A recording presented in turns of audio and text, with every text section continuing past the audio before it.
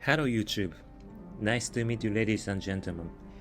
I am a Secretary General of IAD2022 at Sapporo. This is the international meeting on adhesive dentistry. Because of COVID-19 situation, we will organize hybrid meeting, which is combination of on-site and online meeting. We expect many audience could join from Japan, and maybe not so many audience could join from outside of Japan, but you can join with online as well. We have outstanding invited lecture speakers. Professor Semabelli from Selçuk University, Turkey.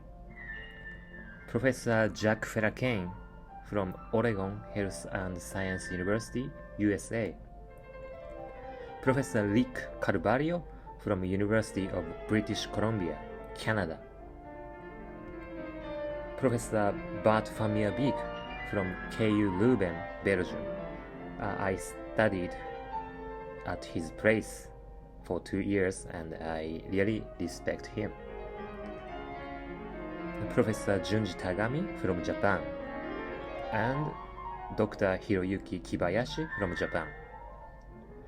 We have both lectures about laboratory basic science work and clinical works. We are really looking forward to meeting you all in Sapporo, and I hope you would have great time in summer seasons in Sapporo.